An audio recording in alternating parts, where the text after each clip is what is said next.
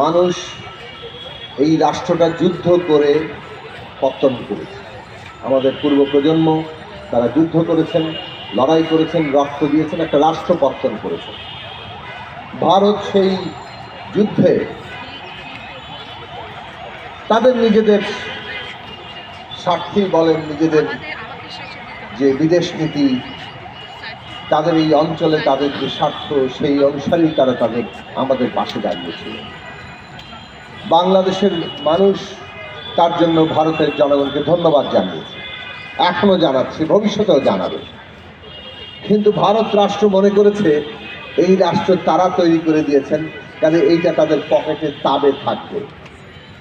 সেইটা বারবার আমরা বাংলাদেশের মানুষ ভারতকে জানিয়ে দিতে চাই যে বাংলাদেশ একটা স্বাধীন রাষ্ট্র হিসেবে জন্ম নিয়েছে কারো তাবে থাকার জন্য নয়, কারো পকেটে থাকার জন্য নয়।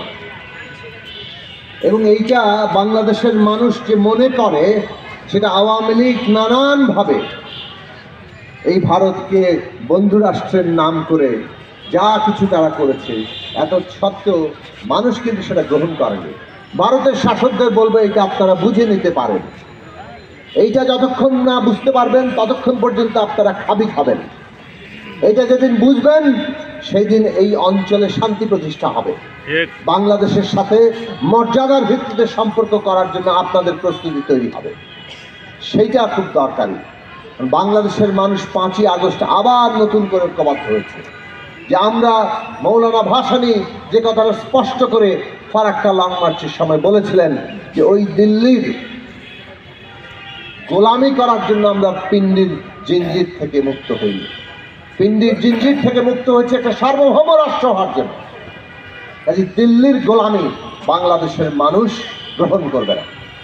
আমরা ভারতের সাথে একটা সুসম্পর্ক চাই, কিন্তু সেইটা মর্যাদা, ন্যায্যতা এবং অধিকারের ভিত্তিতে। এইটা মেনে নেওয়ার বাস্তবতা তৈরি হয়েছে, এটা মানতে হবে আপনাদের। এইটার ভিত্তিতেই বাকি দুনিয়া দেখতে হবে। কারণ বাংলাদেশ এখন অনেক দূর দেখছে, বাংলাদেশ এখন কেবল দক্ষিণ এশিয়া দেখছে না, বাংলাদেশ পুরো দক্ষিণ বিশ্বকে দেখছে এবং দক্ষিণ বিশ্বে একটা নেতৃস্থানীয় দেশ হতে চায়।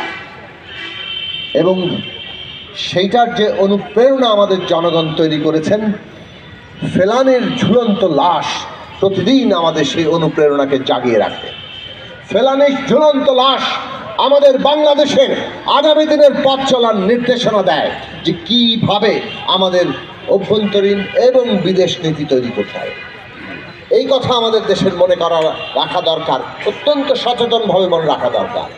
একটা দেশের সার্বভৌমত্ব হুঙ্কারে, চিৎকারে, বড় বড় কথা বলেই কিন্তু প্রতিষ্ঠিত হয় না। একটা দেশের সার্বভৌমত্ব প্রতিষ্ঠা হওয়ার জন্য সেই দেশের জনগণের সার্বভৌমত্ব প্রতিষ্ঠা করা দরকার। বাংলাদেশের জনগণের যদি সার্বভৌমত্ব আমরা প্রতিষ্ঠা করতে না পারি, জনগণের সার্বভৌমত্বের প্রতীক হিসাবে যদি রাষ্ট্র কাজ না করে, তাহলে আমরা অপর রাষ্ট্রের সাথে আমাদের সার্বভৌমত্ব রক্ষা করতে পারবো না। যে দেশের জনগোষ্ঠী বিভাজিত, সেই দেশ তার সার্বভৌমত্ব রক্ষা করতে পারে না। আমাদের সাম্প্রতিক ইতিহাসের দিকে তাকান, অতীতে তো তার উদাহরণ আছেই।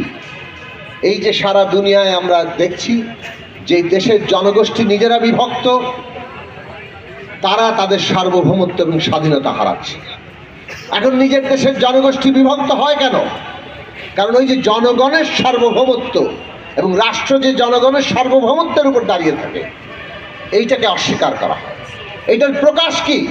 জনগণের সার্বভৌমত্বের প্রকাশ হচ্ছে এমন একটা রাজনৈতিক ব্যবস্থা, যে ব্যবস্থায় জনগণের সকল অংশই নিজেকে তার অংশীদার ভাবতে পারে।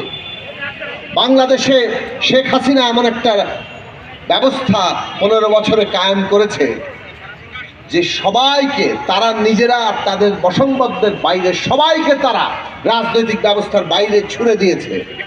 তারা একাই খেলবে।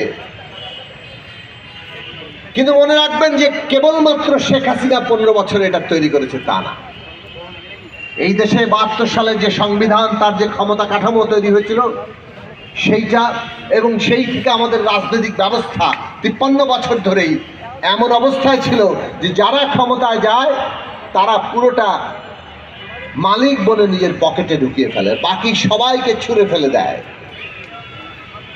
আমরা বাংলাদেশের মানুষ 5ই আগস্টের অভ্যুত্থান করেছি ফ্যাসিবাদী ব্যবস্থা বিলোপের জন্যে। কাজেই ফ্যাসিবাদ